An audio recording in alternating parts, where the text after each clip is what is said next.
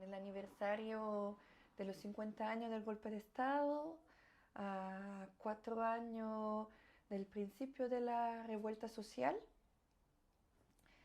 me gustaría saber qué opinas en el medio de todos esos acontecimientos históricos y de las conexiones que podemos encontrar entre lo que pasó durante la dictadura y el estallido. Uf, es muy largo de explicar, pero voy a tratar de ser sintético. Ya. Yo creo que hay mucho desconocimiento, no solo fuera de Chile, sino que dentro de Chile, de lo que ha sido nuestro proceso político en los últimos años. Desgraciadamente, la concertación que triunfó en el plebiscito para derrotar a Pinochet, finalmente se acomodó o hizo suya el modelo neoliberal que la dictadura había impuesto, pero lo hizo suyo de manera engañosa, porque siempre persistió en mantener un discurso de centroizquierda, partidario de los cambios profundos al sistema que impuso Pinochet, pero en la práctica lo consolidó. Es más, lo legitimó. Hizo una labor increíble porque la derecha había podido, por supuesto, imponer a sangre y fuego este modelo neoliberal extremo, pero lo único que no podía hacer la derecha era legitimarlo. Y ese papel lo asumió la dirigencia de la Concertación. Un papel increíble porque en el fondo no fue un mal menor, como algunos decían, sino que fue un complemento. Complementó la obra de la dictadura dándole legitimidad y dándole consolidación. Es decir, hizo el trabajo peor posible. Y eso desgraciadamente todavía no ha sido asimilado por la conciencia de la sociedad chilena en general, ni la centroizquierda, menos todavía fuera de Chile. Entonces estamos en una situación muy kafkiana en que por 6 veces ya el pueblo chileno ha elegido gobernantes de centroizquierda que han consolidado el modelo que dejó Pinochet. Incluso en muchos sentidos lo han perfeccionado, aunque sí es cierto que las injusticias de ese modelo han llevado a crisis cada vez mayores, como las que originó la revuelta de hace 4 años, pero desgraciadamente no ha habido una claridad en el pueblo chileno respecto de cuál es el origen del problema, en definitiva. Y por lo tanto, no se ha estructurado una opción político-social alternativa a este modelo consolidado por la Concertación. Y la revuelta fue incapaz en ese sentido de generar una alternativa. Incluso más, sectores que podría haberse pensado que lo podían hacer, como el Frente Amplio que había surgido hacía poco y el Partido Comunista, en lugar de constituirse en un eje de profundos cambios que articulara la revuelta, se subordinaron al bloque, a lo que yo llamo el bloque consensual derecha-concertación que consolidó el modelo de Pinochet. De una cierta forma, lo que hicieron fue de proteger los privilegios de, de, esa, de esa casta política y de mantener status quo. Claro, cuando la derecha y la exconcertación idearon de manera muy maquiavélica este proceso de elaborar una nueva constitución, pero con limitantes democráticas extraordinarias, como fue en un principio el quórum de los 2/3. El Frente Amplio y el Partido Comunista se subordinaron a ese esquema. Se subordinaron a ese esquema. Y entonces no fue posible, a pesar de que es cierto que las elecciones para convencionales en el primer proceso fueron muy malas para la derecha y para la exconcertación, no fueron capaces el Frente Amplio y el Partido Comunista, más otros grupos de izquierda que surgieron, de articular una cosa realmente sólida de alternativa. Y como además, producto de, de los 30 años de la concertación, eh, se liquidaron todos los medios de comunicación masivos eh, que eran de centro izquierda, entonces la prensa, la televisión han quedado completamente controladas por la derecha económica. Y esa derecha económica además hizo una campaña de desinformación para lo poco que se había logrado como nueva constitución y fue rechazada. Entonces, y quedamos en el peor de los mundos. Hoy día es el peor de los mundos porque en el fondo hoy día, para el próximo plebiscito, se va a definir si la gente quiere mantener la constitución de Lagos, de Pinochet, consolidada por Lagos. Eso es otra cosa que se conoce poco, que la constitución del 80 fue asumida por la concertación el año 2005 y está firmada por Lagos y sus ministros.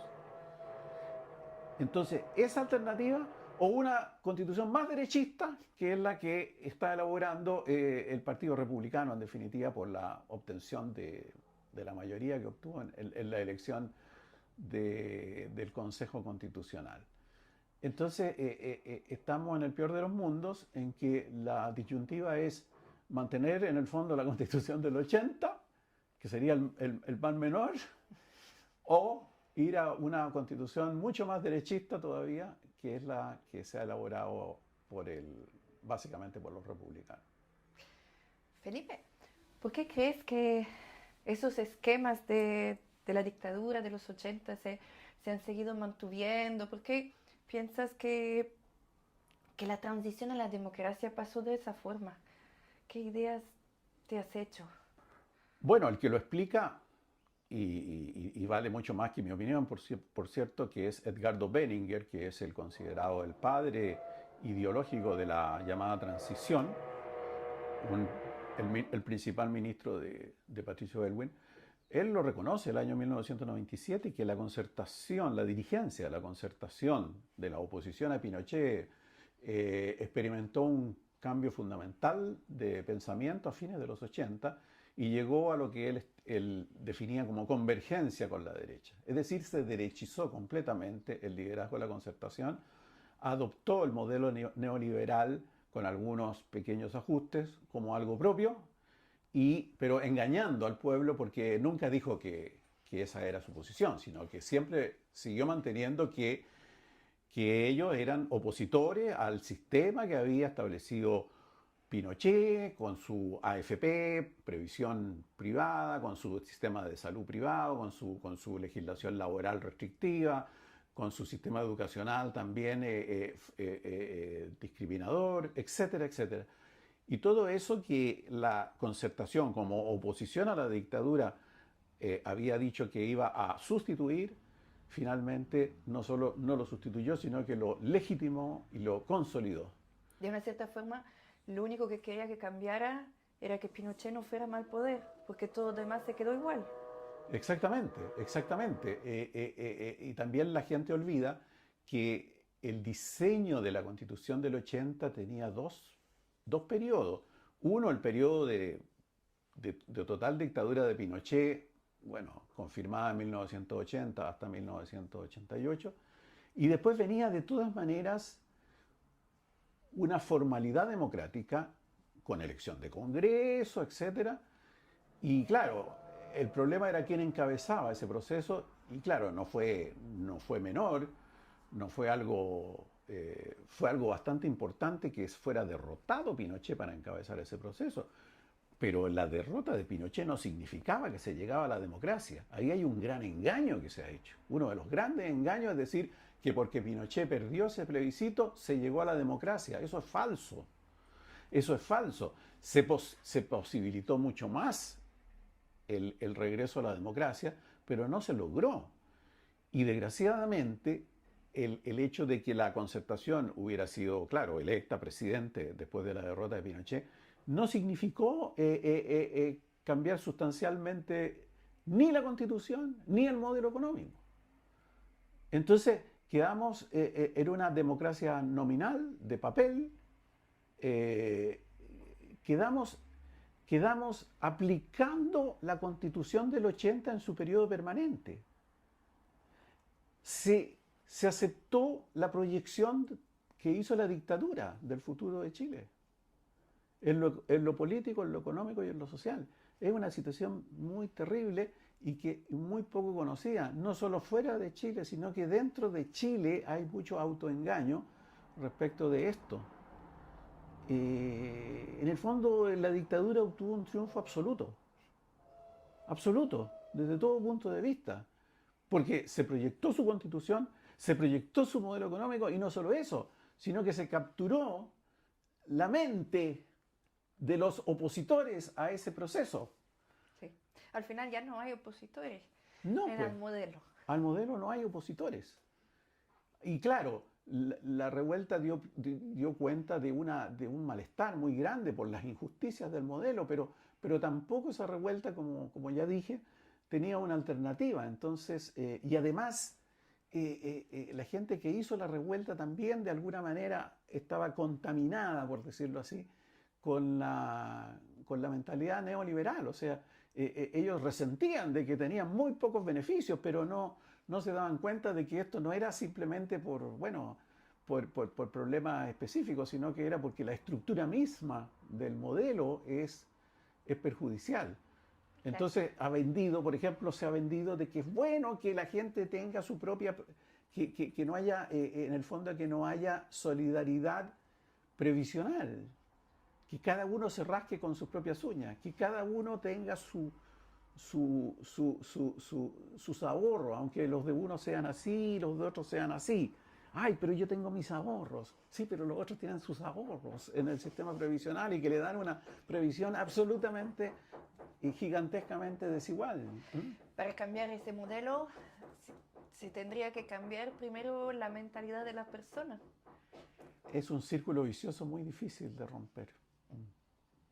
Muy difícil de romper, Eso desgraciadamente. Sí, es una situación muy lamentable y que va a requerir mucho tiempo, en el mejor de los casos. Sí, y Chile es un ejemplo, pero es un problema que es global al final. Debiera ser un ejemplo maldito Chile, pero desgraciadamente, y en eso sí hay que reconocer los méritos de la dirigencia de la Concertación, que se han manejado con un marketing excelente, insuperable.